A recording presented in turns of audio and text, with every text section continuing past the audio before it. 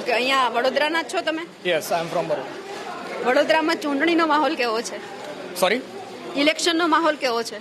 It's really hot everywhere.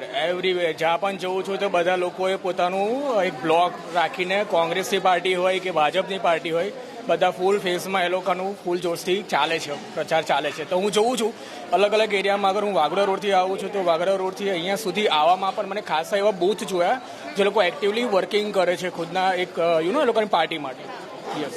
Corporator છે એ કોઈ કામ કરે છે તમારા વિસ્તારમાં? આવે છે કોઈ તકલીફ હોય તો? ના, ટુ બી ઓનેસ્ટ મને ખબર જ નથી મારા એરિયાના કોર્પોરેટ કોણ છે, કેમ કે દેખાતા પણ નથી. પણ જ્યારે હજી કોઈ વિઝિટ કરવા આવ્યા નથી, but I am damn sure they definitely come to our place and they will visit.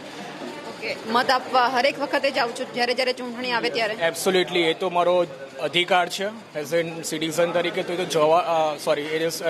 હું જઉં છું જ મત આપવા. શું જોઈને મત આપવાનો?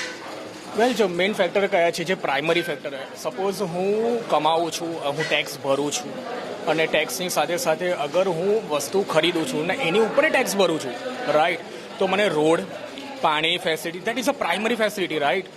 અને એ બધી પ્રાઇમરી ફેસિલિટી મને મળી રહેવી જોઈએ. આઈ ડોન્ટ કેર કે ખરેખર કેવા લેવલનું ડેવલપ થાય છે. બેઝ લેવલનું ડેવલપમેન્ટ અને નીજી વસ્તુને દરેક લોકોને સેટિસ્ફેક્શન મળે, એટલીસ્ટ એ લેવલનું હું એક્સપેક્ટેશન કરી શકું. અગર હું મોર્નિંગમાં છોકરાને સ્કૂલે મૂકવા જાઉં છું, અગર એ મારી જેમ કે મારો સન છે અત્યારે એને એની સ્કૂલ ચાલુ હોય છે, તો એ ટાઈમ પર હું જ્યારે એને મૂકવા જાઉં છું તો વચ્ચે ખાડા વધારે હોય છે, ટ્રાફિક હોય છે, ધૂળ ઉડતી હોય છે. That is a biggest problem.